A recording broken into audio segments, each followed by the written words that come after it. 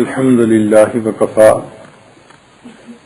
وسلام على عباده الذين اصطفى أما بعد أعوذ بالله من الشيطان الرجيم بسم الله الرحمن الرحيم وأما ما ينفع الناس فيمكث في الأرض سبحان ربك رب العزة عما يصفون وسلام على المرسلين والحمد لله رب العالمين اللهم صل على سيدنا محمد وعلى آل سيدنا محمد وبارك وسلم۔ انسان کو اللہ رب العزت نے عقل کے نور سے نوازا ہے، عقل کی نعمت سے نوازا ہے، جس سے یہ اچھائی اور برائی میں تمیز کر لیتا ہے، خیر اور شر میں فرق کر لیتا ہے، دوست اور دشمن کو پہچان لیتا ہے۔ یہ بڑی نعمت ہے جو انسان کو اللہ نے عطا فرمائی، اور اس کی وجہ سے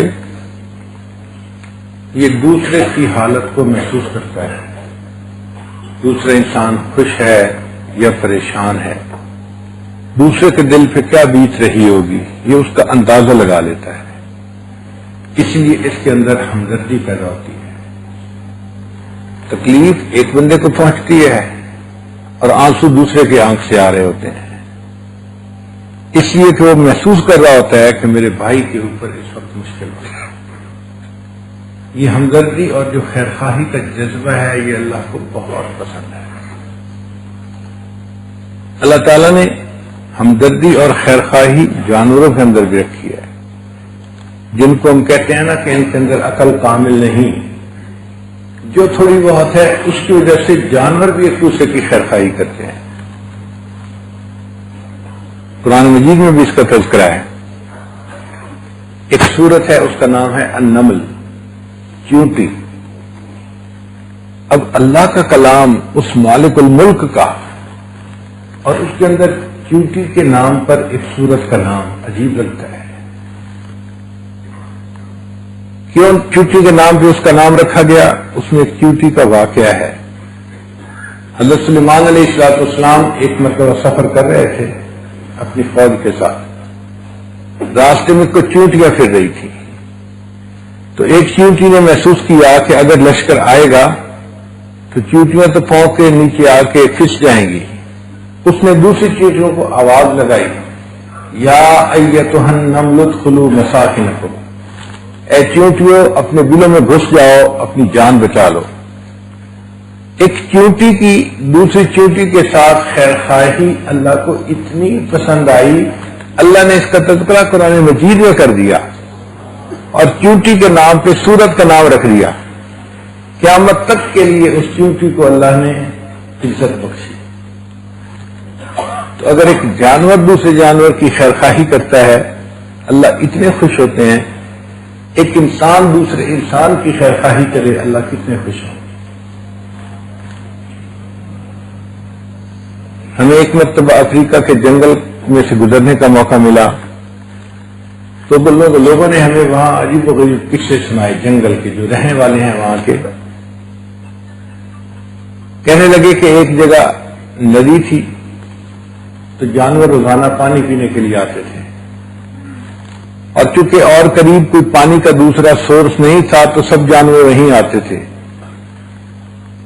شیر چیتا بھی وہیں آتا، ہاتھی بھی آتے، باقی جانور بھی آتے، اور روزانہ چونکہ بہت پانی کنزیوم ہو جاتا تھا تو پانی گھٹتا جا رہا تھا، اور جو ندی کا کنارہ تھا اس کی زمین گیلی تھی۔ ایک دریائی گھوڑا ہوتا ہے جو ہمارے ملک میں تو نہیں پایا جاتا، لیکن افریقہ کے دریاؤں میں ہپو اس کو کہتے ہیں۔ یہ ہاتھی کی طرح ایک بھاری بھرکم جانور ہوتا ہے، سونڈ نہیں ہوتی، مگر اس کو دیکھو تو ایسے لگتا ہے جیسے پورا کا پورا پیٹ ہے اور اس کو چار ٹانگیں لگی ہوئی ہیں۔ اب یہ ایک بھاری جانور پیاسا تھا، پانی پینے کے لیے آیا۔ جب اس نے پانی کو دیکھا تو اس نے چاہا کہ میں جلدی سے پانی پی لوں۔ وہ ایک ایسی طرف سے ندی کے قریب ہوا جہاں پہ دلدل تھی، مڈ ہوتی ہے نا جہاں زیادہ کیچڑ ہوتا ہے اور زیادہ ہوتا ہے، تو وہاں کوئی بھاری چیز آئے تو وہ دھنستی ہے، اندر جاتی ہے۔ ہپو کے دونوں پاؤں جو تھے وہ اندر دھنس گئے۔ اس میں نکالنے کے لیے جو زور لگایا تو اس کے پچھلے 2 پاؤں بھی زمین میں دھس گئے۔ اب وہ جتنا زور لگاتا اتنا اس کیچڑ کے اندر اور دھستا جاتا، حتیٰ کہ اس کو محسوس ہوا کہ میں پھنس چکا ہوں، اب میرا نکلنا مشکل ہے۔ تو اس جانور نے آوازیں نکالنی شروع کر دی۔ ان آوازوں کا مطلب تھا کہ پلیز مجھے مدد کی ضرورت ہے، میری مدد کرو۔ کئی گھنٹے اس طرح گزر گئے، ہپو نکل نہیں پا رہا تھا۔ اب اس کو ایک پریشانی اور لگ گئی کہ اندھیرا قریب ہے، رات قریب ہے، اگر شیر آ گیا تو وہ مجھے دیکھے گا کہ میرے پاؤں تو یہاں پکڑے ہوئے ہیں، تو حملہ کرے گا تو مجھے جان سے مار دے گا، کاٹ کھائے گا۔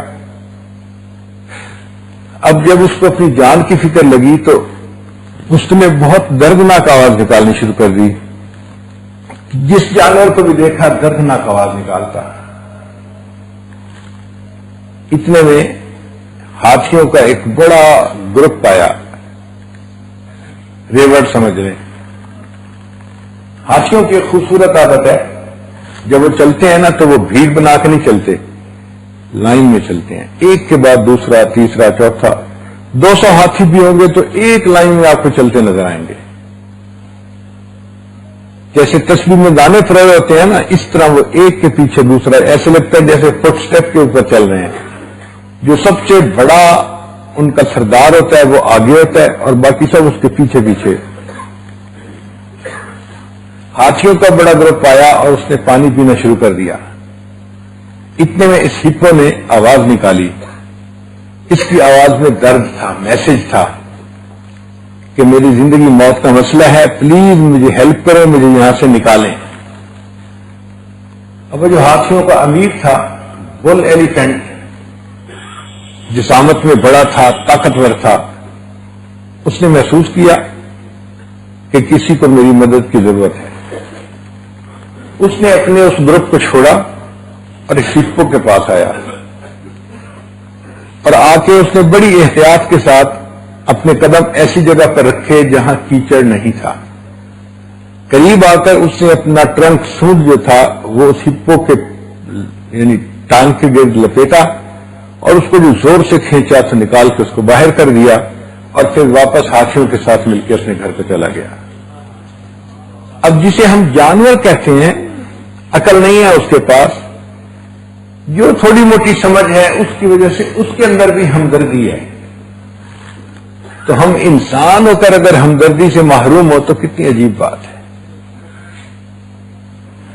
بلکہ ایک مرتبہ ہم ایک جنگل میں گئے تو وہاں ایک انگریز میاں بیوی رہتے تھے، ان کا قصہ کسی نے سنایا۔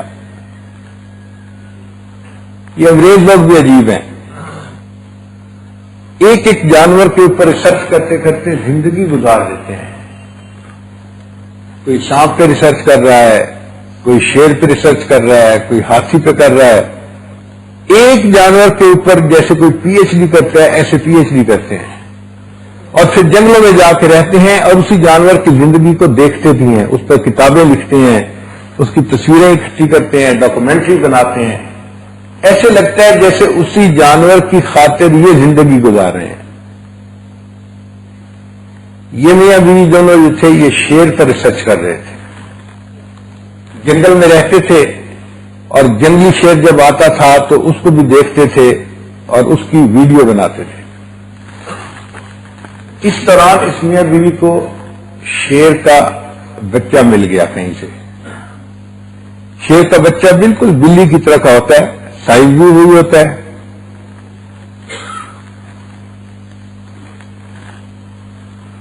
اب اس جانور، اس بچے کو خرید کر وہ آدمی گھر لایا انگریز، اس نے اپنی بیوی کو کہا کہ اس کو ہم گھر میں پالیں گے۔ اب بچے کو تو دودھ چاہیے ہوتا ہے، تو شیرنی تو وہاں تھی نہیں، تو انہوں نے سوچا کہ ہم فیڈر کے ذریعے اس کو دودھ پلائیں گے. تو جو پالتو ہوتے ہیں بچے ان کو فیڈر کے ذریعے دودھ پلایا جاتا ہے. جب ماں نے اس کے لیے فیڈر بنایا اور اس کو پلانے لگی تو ان دونوں کی ایک بیٹی تھی جس کی عمر تھی تقریباً 3 سال. وہ جھگڑا کرنے لگی، ماما اس کو میں دودھ پلاؤں گی.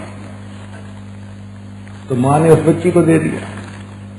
اب وہ 3 سال کی بچی اماں کی طرح بن کے بیٹھی اور اس نے بچے کو بلی کی جیسے بچے کو اپنی گود میں لے لیا اور اس کو فیڈر پلانا شروع کر دیا. بچے نے بھوک لگی ہوئی تھی تو فیڈر پی لیا. اب یہ روز کا معمول. اس بچی کا محبوب مشغلہ تھا، اس نے صبح شام اس چھوٹے سے بچے کو دودھ پلانا ہوتا تھا. بچہ دودھ پیتا گیا اور بڑا ہوتا گیا. شیر 2 سال کی عمر میں بھرپور جوان شیر بن جاتا ہے. انسان کو تو جوان ہونے میں 15 سال لگتے ہیں نا. اب بچی 5 سال کی ہوئی اور شیر 2 سال کا بھرپور نوجوان شیر بن گیا. وزن بھی اس کا زیادہ ہو گیا اور قد کاٹ بھی بڑھ گیا. اور اب اس کو دودھ کی بجائے گوشت کی ضرورت تھی تو ماں باپ نے اس کو گوشت کھلانا شروع کر دیا. مہمان لوگ آتے ہیں ان کے پاس تو وہ کہتے کہ تمہاری بچی اس شیر کے پاس بیٹھتی ہے، اس کے ساتھ کھیلتی ہے. شیر کسی کا دوست نہیں ہوتا. اگر کسی دن اس کو کسی بات پہ غصہ آ گیا تو وہ تمہاری بیٹی کو کھا لے گا. جیسے لوگ کھیرا کھا لیتے ہیں، شیر نے اس بچی کو اس طرح کھا لینا ہے. اور ماں باپ شیر کو دیکھتے کہ اتنا طاقتور ہے اور بڑا ہو گیا ہے تو وہ بھی ڈرتے دل میں گھبراتے کہ ہماری بیٹی کا کیا بنے گا. اور بیٹی بھی اکلوتی تھی تو اور بھی زیادہ پیاری تھی. حتیٰ کہ کچھ دنوں کے بعد ماں باپ نے فیصلہ کیا کہ ہم اس شیر کو جنگل میں چھوڑ دیتے ہیں تاکہ یہ اپنی زندگی خود گزارے، ہماری بیٹی کی زندگی خطرے میں نہ رہے. انہوں نے ایک دن شیر کو آزاد کر دیا. شیر جنگل میں چلا گیا. شیر ایک ٹیریٹوریل اینیمل ہے، یعنی یہ اپنی حدود متعین کر لیتا ہے اور پھر اس کے درمیان کسی دوسرے شیر کا آنا پسند نہیں کرتا. اگر کوئی آ جائے تو ان کی لڑائی ہوتی ہے، یا دونوں میں سے ایک بھاگ جائے یا ایک دوسرے کو جان سے مار دے. جب یہ جنگل میں نکلا تو وہ جو حدود تھی وہ ایک بوڑھے شیر کی تھی. اس نے اس کی مہک کو پہچان لیا اور اپنی باؤنڈری کی حفاظت کے لیے لڑنے آ گیا. دونوں کی لڑائی ہوئی. وہ شیر بوڑھا تھا، یہ نوجوان تھا. آپس میں جب لڑائی ہوئی تو نوجوان شیر غالب آیا اور بوڑھا شیر وہاں سے بھاگ گیا. اب دستور یہ ہے کہ جو شیر بھاگ جاتا ہے، جو اس کے بیوی بچے ہوتے ہیں ان کو جیتنے والا شیر اپنا لیتا ہے، اپنی فیملی بنا لیتا ہے. اب اس کے پاس جو 2-4 شیرنیاں تھیں وہ اس کے ساتھ رہنے لگ گئیں اور اس نئے شیر نے جنگلی زندگی گزارنی شروع کر دی. اب کھانے کو گوشت تو تھا نہیں اس کے لیے، تو یہ جانوروں کو شکار کرتا. کبھی ہرن کا شکار کرتا، کبھی کدو کا، کبھی زیبرا کا، کبھی زراف کا. اب جانور کو مارنا مستقل ایک ہنر ہے. چونکہ اس کو خوراک کی ضرورت تھی اس نے یہ ہنر سیکھ لیا دوسرے کو، جانور کو جان سے مارنے کا. تو باقاعدہ جنگلی شیر بن گیا. 1 مہینے کے بعد یہ شیر کہیں اس گھر کے قریب سے گزر رہا تھا تو اس نے گھر کو پہچان لیا. تو اس نے وہاں پہ بیٹھ گیا اور آواز نکالی. وہ آواز دوستی کی تھی اور یہ آواز اس بچی کو یہ دیا کرتا تھا جب اس نے اس کے ساتھ کھیلنا ہوتا تھا. بچی نے شیر کی آواز سنی تو وہ گھر سے نکلی اور شیر کے پاس پہنچ گئی. اب جنگلی شیر جنگل میں بیٹھا ہوا ہے اور ایک 5 سال کی بچی اس کے قریب ہے. ماں باپ نے تھوڑی دیر بعد جب دیکھا کہ بچی نہیں ہے، باہر نکل کے دیکھا تو دور شیر کے پاس تھی. ماں بڑی پریشان، اب دور سے آوازیں لگا رہی ہے بیٹی یہ اب جنگلی شیر ہے، یہ وحشی ہے، تم آ جاؤ، یہ تمہیں کاٹ لے گا، تمہیں کھا لے گا. اور بچی ماں کی بات سنی نہیں رہی. وہ آرام کے ساتھ اس کے ساتھ ٹیک لگا کے شیر کے ساتھ بیٹھی ہوئی ہے. کبھی اس کے سر کے بالوں کو ہاتھ لگاتی ہے، کبھی اس کی گردن کے بالوں کو، اور شیر اس کے ساتھ آرام سے بیٹھا ہے. حتیٰ کہ کافی دیر کے بعد بچی جب واپس آئی تو ماں کے جان میں جان آئی. اس نے اپنے خامن سے مشورہ کیا کہ اگر یہ جنگلی شیر آتا رہے گا اور ہماری بیٹی اس کے پاس جاتی رہے گی تو پھر تو اس کی جان 100% خطرے میں ہے. تو اب بہتر یہ ہے کہ ہم اس جگہ کو چھوڑ کے ہی چلے جائیں. انہوں نے اپنے وطن واپس جانے کا ارادہ کر لیا. ٹکٹیں بنوا لی، اپنا سامان سمیٹ لیا.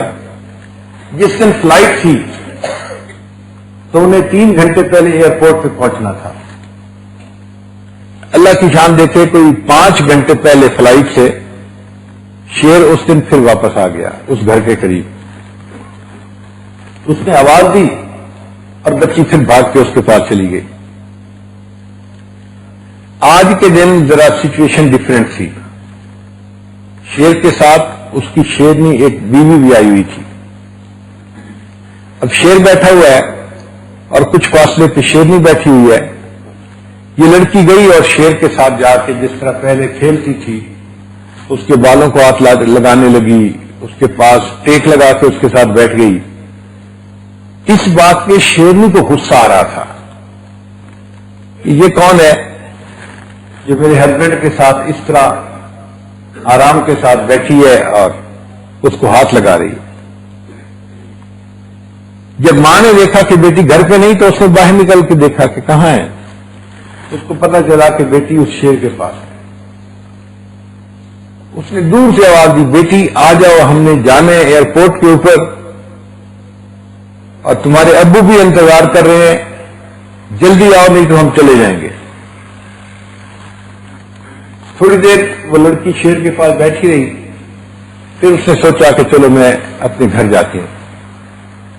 جیسے ہی وہ 5 سال کی لڑکی، چھوٹی سی لڑکی تھی، وہ اپنے گھر کی طرف چلنے لگی تو شیرنی کو اس کے اوپر غصہ تھا. شیرنی نے اس کے اوپر حملہ کر دیا.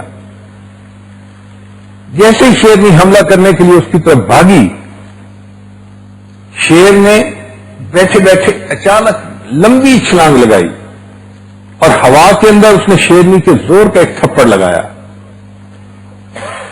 اب جب شیرنی کو تھپڑ لگا تو وہ تو بھاگ گئی. بچی حیران تھی کہ یہ کیا ہو گیا. وہ شیر بچی کے قریب آیا اور اس نے اپنی دم ہلانی شروع کر دی. جب شیر دم ہلاتا تھا تو اس بچی کو یہ میسج ہوتا تھا کہ تم میری کمر پہ سواری کر سکتی ہو. تو جب اس نے دم ہلائی تو بچی اس کی کمر کے اوپر بیٹھ گئی جیسے گدھے یا گھوڑے کے اوپر کوئی بیٹھتا ہے، اور شیر اس کو لے کر اس کے مکان کے دروازے کے قریب لا کر چھوڑ کر واپس جنگل میں چلا گیا. جس کو ہم درندہ کہتے ہیں، جو جان کا دشمن ہے، جو انسانی گوشت کھاتا ہے، اس پر بھی اگر کسی نے احسان کیا ہے، بھلائی کی ہے، تو جانور نے اس کو بھی یاد رکھا اور آج اس کے ساتھ اس نے بھلائی کا معاملہ کیا. انسان تو پھر انسان ہے. ہمیں بھی چاہیے کہ ہم مل جل کر زندگی گزارتے ہیں تو ہم خیر خواہی کا معاملہ کریں. نبی علیہ الصلوۃ والسلام نے انسانیت کو تعلیم دی، خیر الناس من ینفع الناس. انسانوں میں سب سے بہتر انسان وہ ہے جو دوسرے انسانوں کو زیادہ نفع پہنچاتا ہے. آج ہم دوسرے کو نقصان پہنچاتے ہیں، دوسرے کی دل آزاری کا سبب بنتے ہیں، دوسرے کی تکلیف کا سبب بنتے ہیں. ہماری وجہ سے لوگوں کی راتوں کی نیندیں خراب ہو جاتی ہیں، لوگ تکلیف میں ہوتے ہیں، ہمیں اس کا احساس نہیں ہوتا. چنانچہ ایک نئی ریسرچ ہے، پوری دنیا میں سمپتھی اور ایمپتھی 40% کم ہو گئی ہے. یعنی اگر انسانوں میں 100% پہلے ہمدردی ہوتی تھی تو اب صرف 60% رہ گئی ہے، 40% کم ہو گئی ہے. اور یہ 40% کم کیوں ہوئی ہے؟ آپ حیران ہوں گے، ویڈیو گیمز کی وجہ سے.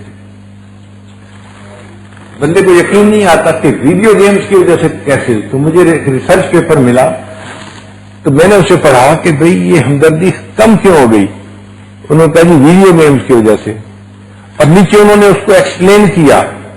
وہ کہنے لگے کہ پہلے 2 بندے آپس میں لڑتے تھے نا، تو دیکھنے والے کی ہمدردیاں مظلوم کے ساتھ ہوتی تھیں. وہ ظلم کو برا سمجھتا تھا اور مظلوم کے ساتھ اس کو ہمدردی ہوتی تھی، تو ہمدردی قائم رہتی تھی. اب ویڈیو گیمز کے اندر ایک کریکٹر دوسرے کے مکہ مارتا ہے تو اس کے ساتھ کوئی فیلنگز کا تعلق نہیں ہے. ایک دوسرے کو قتل کر دیتا ہے ویڈیو گیم کے اندر تو دیکھ کے کوئی احساس نہیں ہوتا.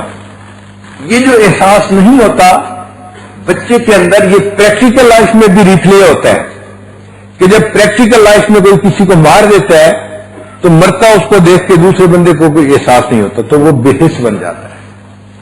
تو دیکھنے میں بچوں کی گیمز ہیں، لیکن انسان کی زندگی کے اندر اس طرح یہ زہر گھول دیتی ہیں، اس کو بے حس بناتی ہیں.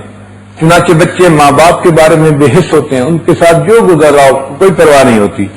بھائی کے بارے میں بے حس ہوتا ہے، پڑوسی کے بارے میں بے حس، ایک انسان دوسرے کے بارے میں بے حس ہوتا ہے. اس وجہ سے نبی علیہ الصلوۃ والسلام نے تعلیمات دی کہ ہر مسلمان کو دوسرے مسلمان کے ساتھ ہمدردی کا معاملہ کرنا چاہیے.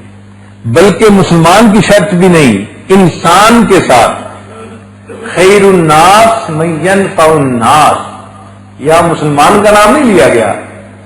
تم میں سے سب سے بہتر وہ ہے جو دوسرے انسان کے ساتھ بھلائی کرے. تو کافر کے ساتھ بھی بھلائی کرو گے تو اللہ تعالیٰ تم سے راضی ہو جائیں گے، خوش ہو جائیں گے.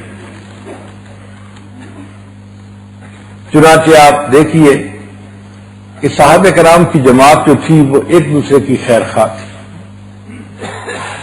ان کی حالات زندگی پڑھو تو یوں لگتا ہے کہ ہر بندہ دوسرے کا خیر خواہ. ایک گھر والوں نے بکری ذبح کی،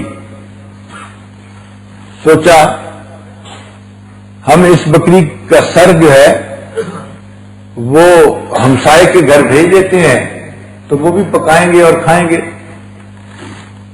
سری پائے بہت ٹیسٹی ہوتے ہیں، بعض لوگ بہت پسند کرتے ہیں. تو انہوں نے اس بکری کے سر جو تھا وہ ہمسائے کو بھیج دیا. ہمسائے کی عورت نے سوچا ہمارے پاس تو کچھ نہ کچھ ہے، ہم سبزی پکا لیں گے، بہتر یہ ہے کہ ہم یہ سر بکری کا جو ہے یہ کسی اور رشتے دار کو بھیج دیں. انہوں نے تیسرے گھر بھیج دیا، پھر تیسرے نے چوتھے گھر بھیج دیا. چوتھے گھر والوں نے سوچا کیوں نہ ہو ہم اس چیز کو کسی اور رشتے دار دوست کے گھر بھیج دیں، ہمارا تو گزارا ہو جائے گا. وہ جو پانچویں تھے انہوں نے اسی گھر واپس بھیجا جنہوں نے بکری کو ذبح کیا تھا. وہ 5 گھروں سے ہو کر واپس ان کے گھر آئی. جس گھر سے چلی تھی اسی گھر میں لوٹ کے واپس آئی. اتنے خیر خواہ تھے ہم، ہر بندہ چاہتا تھا میرا تو گزارا ہو جائے گا، بہتر ہے یہ چیز میرے بھائی کو مل جائے. کتنا ہم دوسرے کا خیال رکھنے والے ہوتے تھے، کتنے دوسرے کی بھلائی سوچتے تھے. سیدنا عثمان غنی انہوں نے ایک وقت میں شام سے گندم منگائی اور ان کے اونٹوں کا قافلہ کئی 100 اونٹوں پہ مشتمل تھا. وہ ایسے وقت میں مدینہ طیبہ پہنچا کہ جب گندم بالکل آلموسٹ ختم ہو گئی تھی.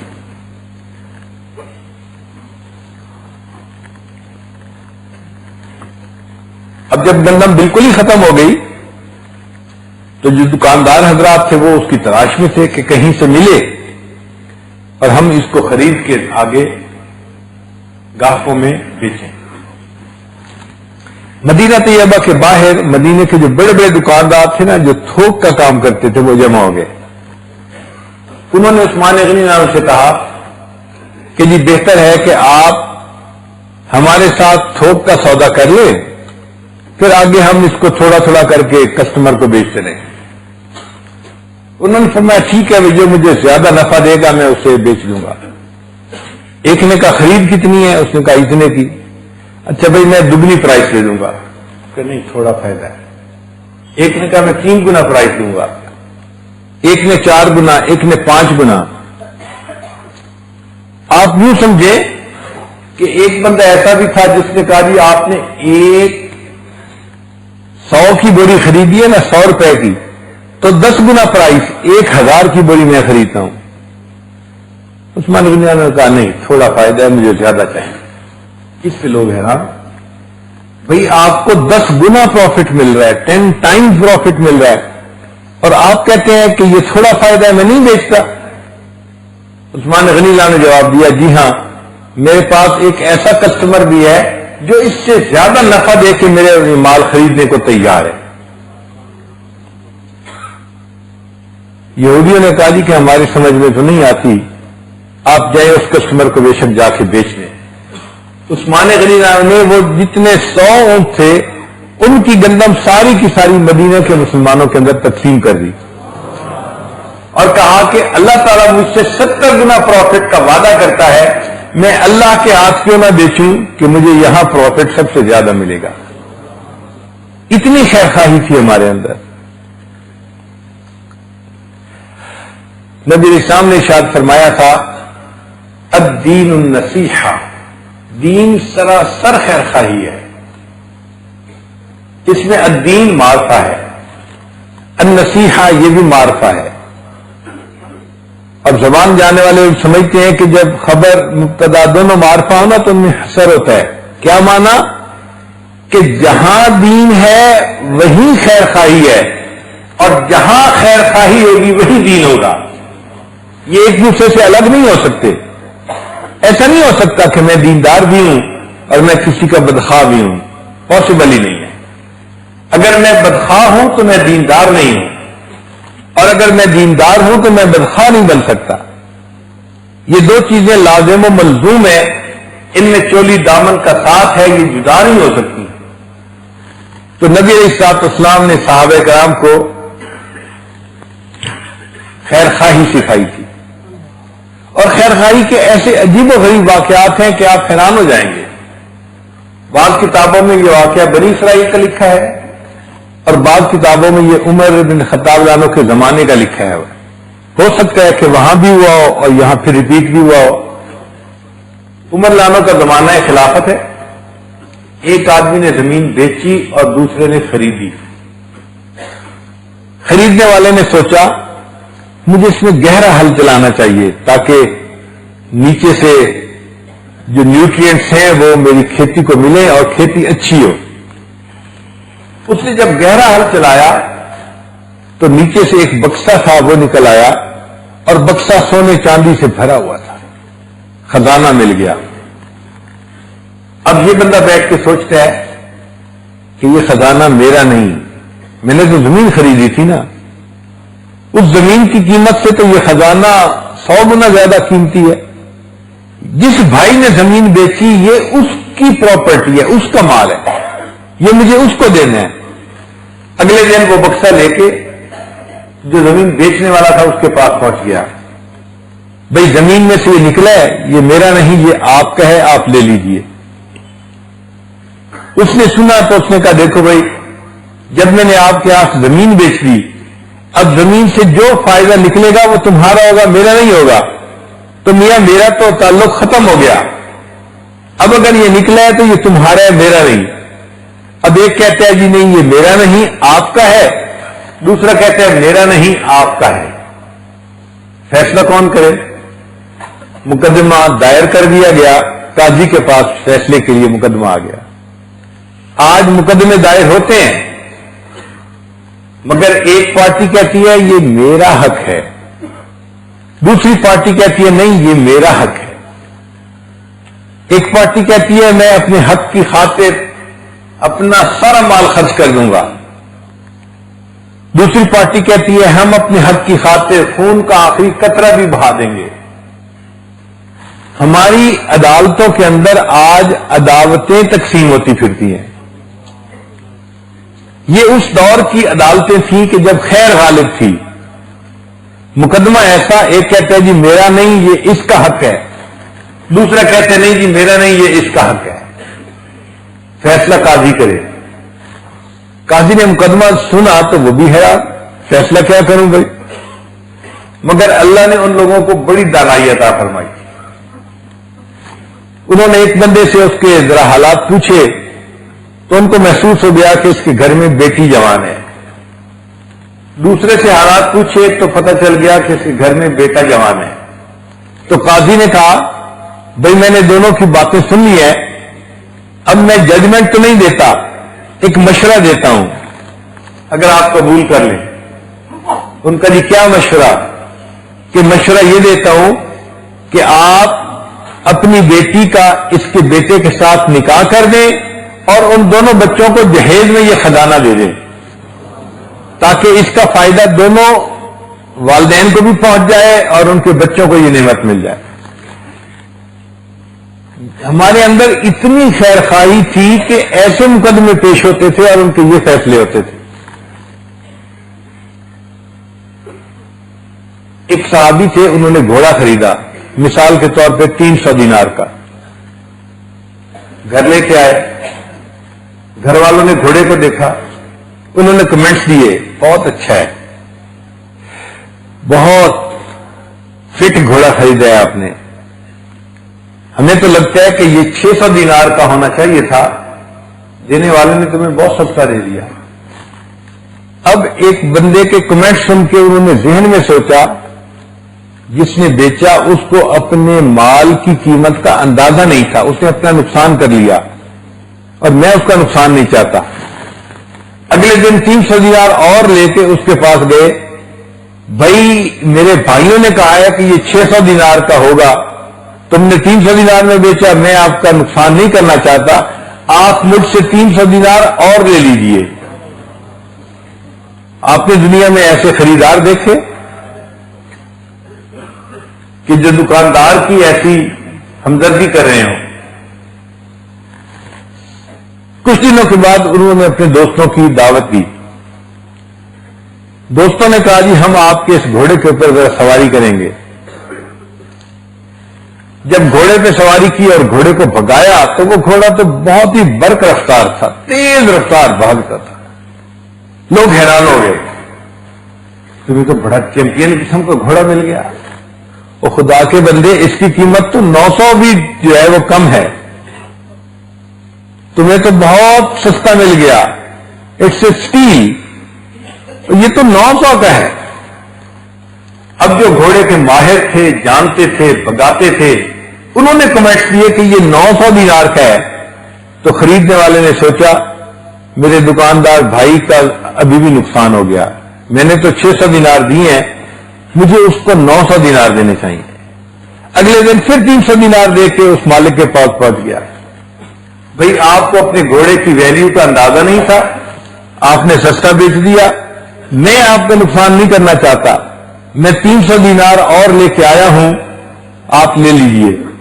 اس نے کہا بھئی میں نے 600 دینار لے تو لیے، اب اور میرا کوئی حق نہیں بنتا. اس نے کہا دیکھو آپ نے بیچا، میں نے خریدا، لیکن تھرڈ پارٹی جو ماہر لوگ ہیں وہ کہتے ہیں کہ ویلیو اس کی 900 دینار ہے، تو ان کی اسیسمنٹ کی وجہ سے مجھے آپ کو 300 دینار اور دینے ہیں. چنانچہ اس بندے نے 300 دینار اور پے کیے اور 900 دینار کا گھوڑا خریدا گیا. بیچنے والے نے 300 بیچا تھا، پیمنٹ کرنے والے نے 900 دینار کی پیمنٹ کر کے اس کو خریدا. ایک وقت تھا کہ ہمارے اندر دوسرے بھائی کے ساتھ خیر خواہی کے ایسے جذبات ہوتے تھے، ہم اس کا نقصان پسند نہیں کرتے تھے. ہمارے اندر صحیح معنوں میں خیر خواہی تھی دوسرے انسانوں کی.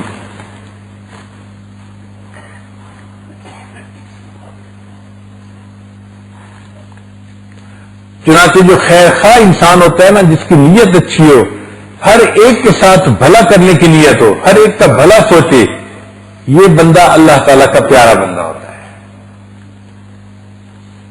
انسانوں کے ساتھ خیر خواہی تو عظیم کام ہے. اللہ تعالیٰ کو جانوروں کے ساتھ خیر خواہی بھی پسند ہے. بخاری شریف کی روایت ہے، ایک بدکار فاحشہ عورت تھی،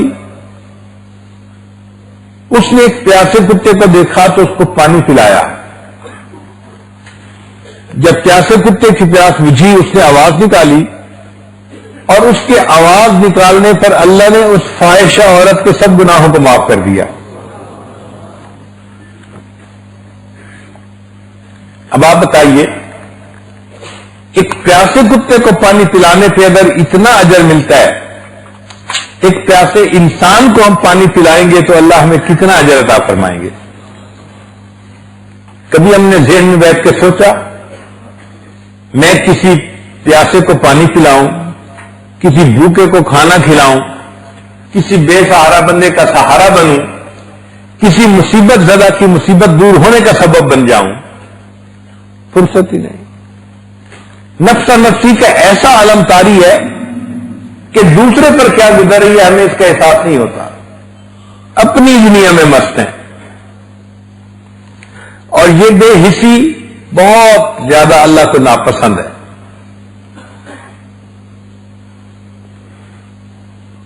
جس دور میں ہم پوری دنیا کے اندر رول کر رہے تھے، مسلمان سب سے زیادہ غالب قوم تھے دنیا میں، اس دور میں ہمارے اخلاق کچھ اور تھے، ہمارے اندر خیرخواہی تھی۔ چنانچہ کافروں نے سوچا کہ مسلمان جہاں جاتے ہیں میدان مار لیتے ہیں، ذرا دیکھنا چاہیے کہ ان کے اندر کون سی عادتیں ہیں جس کی وجہ سے مدد ان کے ساتھ ہے، ہم بھی ان اخلاق کو اپناتے ہیں۔ انہوں نے ایک بندے کو تیار کیا اور بغداد بھیجا۔ بغداد اس زمانے میں مسلمانوں کا مرکز ہوتا تھا۔ وہ آدمی سفر کر کے آیا اور بھوک لگی ہوئی تھی، ایک ریسٹورینٹ دیکھا، اس نے کہا چلو میں بھی یہاں پہ کھانا کھا لیتا ہوں۔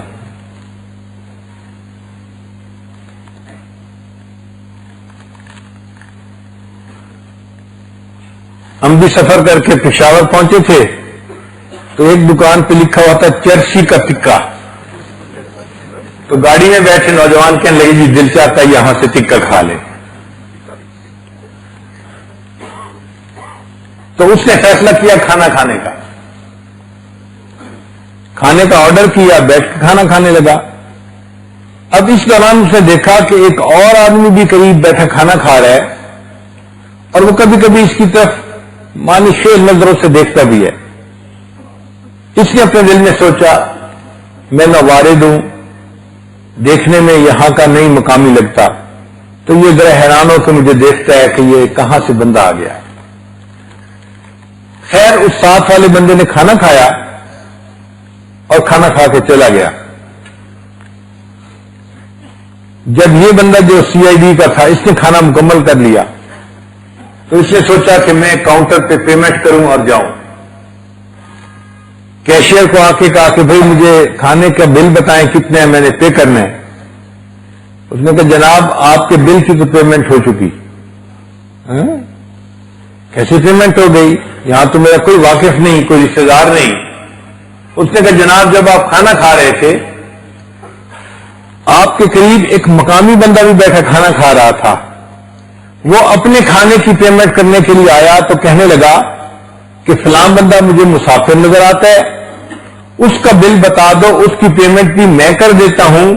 بتانے کی ضرورت اس کو نہیں، اس لیے کہ اجر مجھے اللہ سے چاہیے، بندے سے نہیں چاہیے۔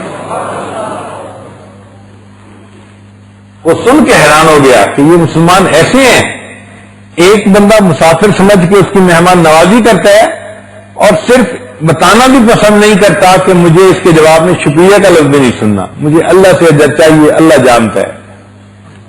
بڑا متاثر ہوا۔ اس نے کہا چلو خیر آگے دیکھتے ہیں کیا ہوتا ہے۔ بازار میں چل رہا تھا، اس کو خیال آیا کہ فلاں چیز میرے پاس نہیں ہے۔ مثال کے طور پہ رات میں مجھے بیٹری کی ضرورت پیش آئے گی، آج کل تو بجلی ہوتی ہے نا، تو بجلی کے کم کمے ہر جگہ جل جاتے ہیں۔ اس زمانے میں مغرب کے بعد اندھیرا ہو جاتا تھا تو چلنے والوں کو لائٹ کی ضرورت پڑتی تھی۔ اس نے کہا کہ میں دن کی روشنی ہے ٹارچ لے لوں۔ ایک دکان پہ گیا، ٹارچ چاہیے، اس نے کہا مل جائے گی. کتنے میں؟ 20 دینار میں. اچھا بھائی ایک دے دو. اس نے کہا اچھا بھائی میری ایک بات آپ مان لیں، بجائے مجھ سے خریدنے کے یہ جو سامنے والا دکاندار ہے نا اس کے پاس چلے جائیں، اسی قیمت میں یہی چیز آپ کو وہاں سے مل جائے گی. یہ بندہ اس دکاندار کے پاس گیا، پوچھا تو اس کو 20 دینار میں وہیں سے ٹارچ مل گئی. ابھی حیران بڑا ہوا کہ دکاندار اپنے کسٹمر کو تو دوسری دکان پہ نہیں بھیجتا، اس نے کیوں بھیجا ہے؟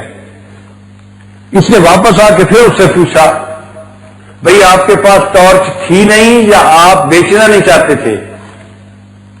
اس نے کہا بھئی ٹارچ بھی میرے پاس تھی، میں بیچنا بھی چاہتا تھا، لیکن میں نے پسند کیا کہ مجھ سے خریدنے کے بجائے آپ اس دکاندار سے خریدیں. اس نے کہا یہ کیوں؟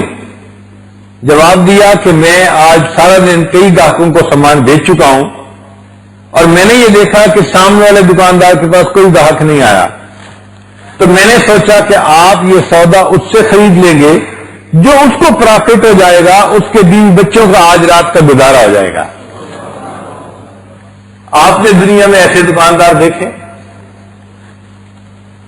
تو ایک دور تھا کہ جب ہمارے اخلاق صحیح معنوں میں مسلمانوں والے اخلاق تھے تو ہمارے اندر دوسرے کی اتنی خیرخواہی ہوتی تھی، ہم دوسرے کا بھلا سوچتے تھے، دوسرے کی اچھائی سوچتے تھے.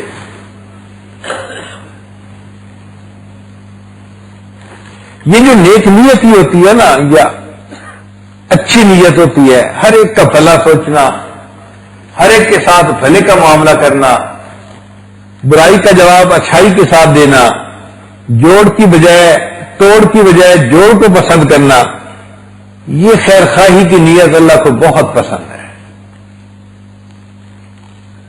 ہمارے علاقے میں ایک بزرگ گزرے ہیں سلطان باہو رحمت اللہ علیہ. ان کا پنجابی زبان کا عجیب و غریب کلام ہے. میں ان کا ایک شعر سناتا ہوں اور اس کا ترجمہ بھی اردو میں کر دوں گا تاکہ جو علاقائی زبان نہیں سمجھتے وہ بھی اس کے مفہوم کو سمجھ لیں. وہ فرماتے ہیں یہ ناتیاں دھوتیاں رب ملدا تے ملدا کمیاں مچھیاں، یعنی اگر نہانے دھونے سے رب ملتا تو مچھلیوں کو اور کچھووں کو اللہ مل جاتا، وہ تو ہر وقت ہی نہاتے رہتے ہیں. یہ ناتیاں دھوتیاں رب ملدا تے ملدا کمیاں مچھیاں، یہ ذکر کیتیاں رب ملدا تے ملدا کال کڑیچیاں.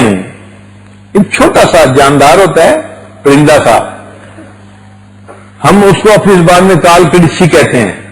وہ آ کے دیوار یا چھت کے ساتھ چپک جاتا ہے اور ساری رات آواز نکالتا رہتا ہے.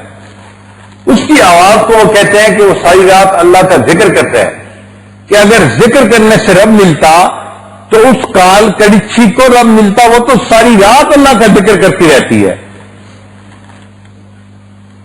یہ ناتیاں دھوتیاں رب ملدا تے ملدا کمبیاں مچھیاں، یہ ذکر کیتیاں رب ملدا تے ملدا کال کڑچیاں، یہ سر منایا رب ملدا تے ملدا بھیڈا سسیاں. سسی کی بھیڑ یعنی ایک شیپ ہوتا ہے، اس کے سر کے اوپر بڑے چھوٹے چھوٹے بال ہوتے ہیں اور باقی پورے جسم پہ لمبے لمبے بال ہوتے ہیں. تو وہ کہتے ہیں کہ اگر سر منانے سے رب ملتا اس بھیڑ کو رب مل جاتا، اس کے سر کے بال بڑے چھوٹے ہوتے ہیں. اور اخیر پہ کہتے ہیں یہ جتیاں ستیاں رب ملدا تے ملدا دانا کھسیاں. اگر پاک دامنی کی زندگی گزارنے سے رب ملتا تو خسی بیل کو رب مل جاتا، وہ تو مادہ کے قریب بھی نہیں جا سکتا.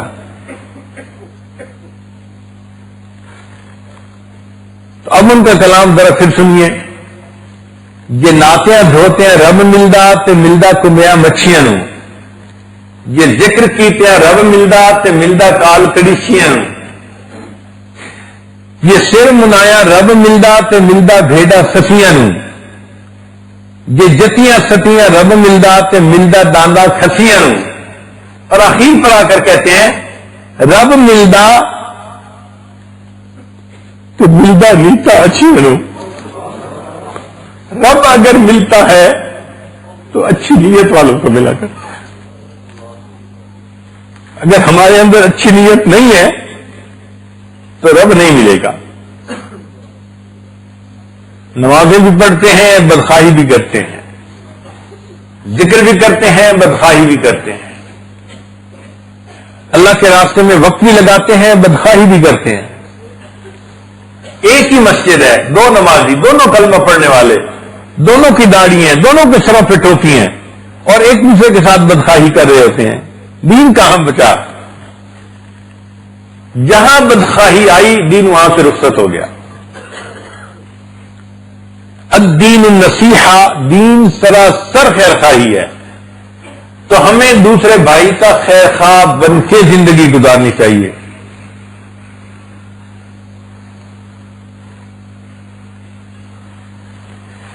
جتنا دوسروں کے ساتھ خیر خواہی کریں گے اس کے بدلے اللہ تعالی ہمارے ساتھ خیر خواہی کا معاملہ فرمائے.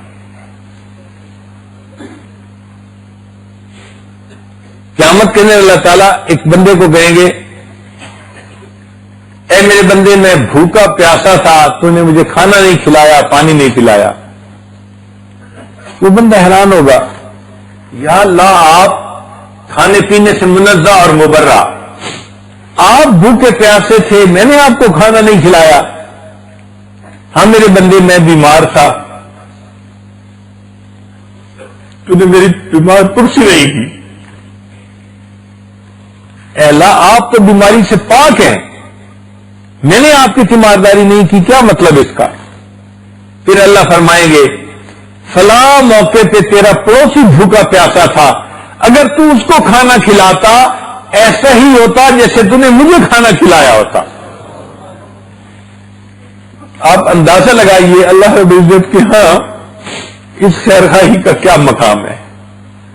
ایک بھوکے کو کھانا کھلانا، پیاسے کو پانی پلانا ایسا ہی ہے جیسے بندہ اللہ کو کھلا رہا ہے اور پلا رہا ہے. کسی بیمار کی بیماری پرسی کرنا ایسا ہے جیسے انسان اللہ کی بیمار پرسی کر رہا ہے. اس سے زیادہ اونچا تصور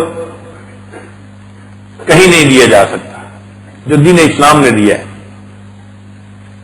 شریعت چاہتی ہے کہ ہم میں سے ہر بندہ خیر خواہی کا مجسمہ بن جائے اور دوسرے کے ساتھ خیر خواہی کرے، اپنوں کے ساتھ نہیں، پرایوں کے ساتھ بھی، غیروں کے ساتھ بھی. نبی علیہ السلام نے فرمایا صل من قطعک، جو تجھ سے توڑے تو اس سے جوڑ. یعنی برائی کے بدلے بھی اچھائی کا ہمیں سبق دیا گیا کہ جو تیرے ساتھ برائی کرتا ہے تو اس کے ساتھ بھی اچھائی کا سلوک کر. یہ ہے انسانیت. تو آج کی اس مجلس میں ہم یہ نیت کریں کہ ہم جیسی زندگی گزار چکے ہم اللہ کے سامنے معافی مانگتے ہیں اور گناہوں سے توبہ کرتے ہیں، اور آئندہ ہم خیر خواہی کا معاملہ کریں گے ہر کسی کے ساتھ. جو گھر کے افراد ہیں ان کے ساتھ خیر خواہی نہیں کرتے. بھائی بھائی کا بدخواہ، بہن بھائی کی بدخواہ، نند بھابھی ایک دوسرے کی بدخواہ، ساس بہو ایک دوسرے کی بدخواہ. ہمارے اندر دین کہاں رہا؟ تو خیر خواہی کی زندگی گزارنے کے دل میں نیت کر لیجئے اور پھر اس کی برکتیں دیکھیے کہ اس کی وجہ سے اللہ کیا برکتیں عطا فرماتے ہیں.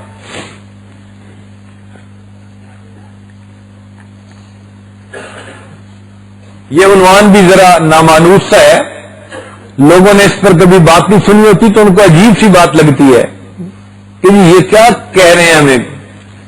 جی ہاں، ہمیں خیر خواہی کو اپنانا ہوگا. اگر ہم اللہ تعالی کی نظر میں مقبول ہونا چاہتے ہیں تو ہمیں دوسروں کی خیر خواہی کرنی پڑے گی. اچھا یہ بھی سوچیں، کھانا کھلانے اور پانی پلانے پر اللہ اتنے خوش ہوتے ہیں، اگر آپ کسی انسان کو برائی سے نکال کر نیکی کی طرف لے آئیں اس پر اللہ تعالیٰ کو کتنی خوشی ہوگی.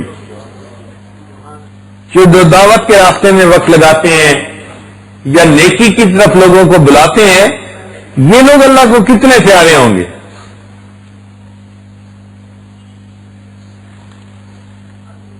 حدیث مبارکہ میں اللہ تعالیٰ کو سب سے زیادہ محبت ان لوگوں سے ہے جو اللہ کو بندوں کا محبوب بناتے ہیں اور بندوں کو اللہ کا محبوب بناتے ہیں.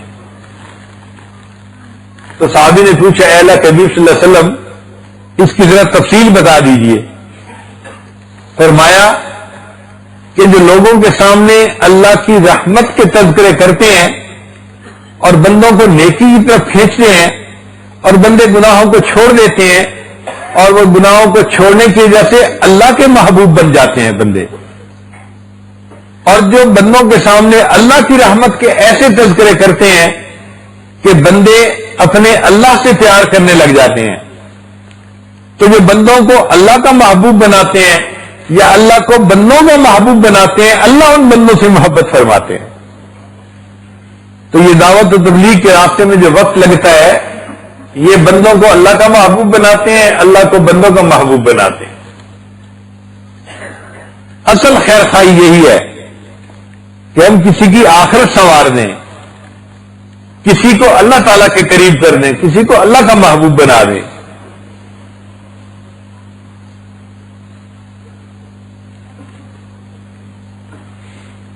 ایک بزرگ گزرے ہیں عثمان خیر آبادی رحمت اللہ علیہ. ان کی بقالہ کی دکان تھی، کریانے کی دکان تھی، اور اس زمانے میں روپے پیسے جو تھے نا یہ سکے کی شکل میں ہوتے تھے. آج کل تو کاغذ اور پلاسٹک میں کرنسی آ گئی ہے نا، پہلے وقتوں میں سکے ہوتے تھے. ہم نے بھی جو اپنا بچپن کا دور گزارا ہے تو سکے ہوتے تھے، چاندی کا روپیہ ہوتا تھا اور پھر آگے آنے اور جو پیسے تھے وہ کاپر کے اور برونز کے بنے ہوئے ہوتے تھے. اب یہ جو سکے تھے یہ ہاتھوں میں کثرت سے آتے جاتے تھے، ان کا اوپر کا پرنٹ گھس جاتا تھا، پڑھا ہی نہیں جاتا تھا کہ اس کے اوپر کیا لکھا ہوا ہے. تو جب پڑھا نہیں جاتا تھا تو دکاندار کہتے تھے یہ کھوٹا سکہ ہے، واپس لے جاؤ. عثمان خیر آبادی کے پاس کئی لوگ آتے اور کھوٹے سکے لے کے آتے، وہ پہچان بھی لیتے مگر ان کو سودا دے دیتے، نہ نہیں کرتے تھے اور کھوٹے سکے کو ایک الگ کونے میں ڈال دیتے تھے. ساری زندگی ان کا یہی معمول رہا کہ کھوٹے سکے لے لیتے تھے، سودا دے دیتے تھے اور کھوٹے سکوں کو ایک کونے میں ڈال دیتے تھے. ڈھیر لگ گیا تھا وہاں. کہتے ہیں کہ عثمان خیر آبادی رحمۃ اللہ بیمار ہو گئے اور بالکل ان کے وفات کا وقت قریب تھا، چارپائی پہ لیٹے ہوئے تھے. تو انہیں اپنی کیفیت یہ محسوس ہوئی کہ جیسے اب میرا وقت قریب ہے. جیسے ہارٹ کا مریض ہوتا ہے نا تو اس کو محسوس ہو جاتا ہے کہ میرے دل کا رفتار اب ٹھیک نہیں ہے، فیلنگ شروع ہو جاتی ہیں. ان کو بھی فیلنگ ہوئی کہ اب میری موت کا وقت بالکل قریب ہے. تو بستر کے اوپر اٹھ کر بیٹھ گئے اور اللہ سے یہ دعا مانگنے لگے، یا اللہ میں ساری زندگی تیرے بندوں سے کھوٹے سکوں کو قبول کرتا رہا، اللہ تو بھی میرے کھوٹے عملوں کو قبول فرما لے. اے اللہ میں ساری زندگی تیرے بندوں سے کھوٹے سکوں کو قبول کرتا رہا، اللہ تو اب میرے کھوٹے عملوں کو قبول فرما. سوچیں اللہ کو کتنا پیار آیا ہوگا اس بندے کے اوپر. ہم نے کوئی ایسا عمل جمع کیا اللہ کو پیش کرنے کے لیے، کسی کے ساتھ خیرخواہی کی ہو، بھلا کیا ہو، کسی کے عیب پہ پردہ ڈالا ہو، کسی کا دل خوش کیا ہو، کسی روتے کے آنسو پوچھے ہوں. بے حس انسان. بیوی روتی رہتی ہے کہ جی آپ فلاں کا تعلق چھوڑ دیں، میسج نہ کیا کریں، خاوند سنتا ہی نہیں. ماں روتی رہتی ہے، بیٹا سن رہے. اپنوں کے آنسو پوچھنا نہیں آتا، پرایوں کے آنسو ہم کیا پوچھیں گے.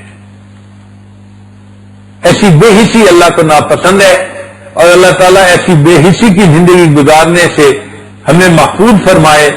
اور جو بقیہ زندگی کے کچھ ایام ہیں ہم ارادہ کریں کہ ہم معاشرے کا ایک خیرخواہ بندہ بن کر زندگی گزاریں گے، گھر کے اندر ایک خیرخواہ انسان بن کر زندگی گزاریں گے.